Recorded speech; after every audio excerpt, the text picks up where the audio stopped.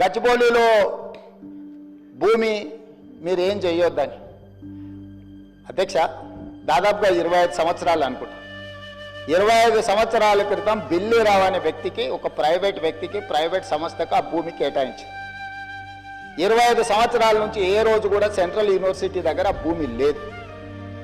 తెలంగాణ ఉన్న కంబైన్డ్ రాష్ట్రంలో 2006లో ఆనాడు కాంగ్రెస్ పార్టీ రద్దు చేసింది ఆ కేటాయింపు. అక్కడి నుంచి కోర్టు కేసులు జరిగినాయి. 2014లో తెలంగాణ రాష్ట్రం వస్తే 2024 వరకు 10 సంవత్సరాలు గత ప్రభుత్వం బిల్లీరావు నుంచి భూమి గుంజుకోలేదు అధ్యక్ష.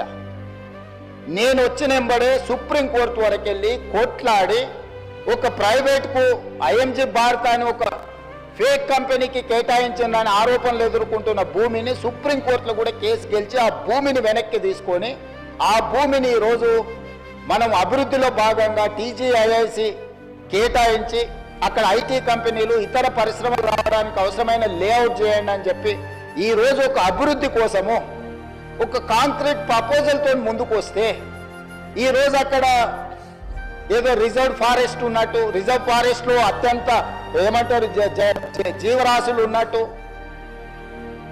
జింకలు, పులులు, సింహాలన్నీ ఆనే ఉన్నాయన్నట్టు, జింకలు, పులులు, సింహాలు లేవు అధ్యక్ష. ఆ చుట్టుముట్టుతో కొన్ని గుంట నక్కలు చేరి ఇట్లా వ్యవహరిస్తున్నాయి అధ్యక్ష. గుంట నక్కలకు గుణపాఠం చెప్తాం అధ్యక్ష. అది 100% డెవలప్డ్ ఏరియా.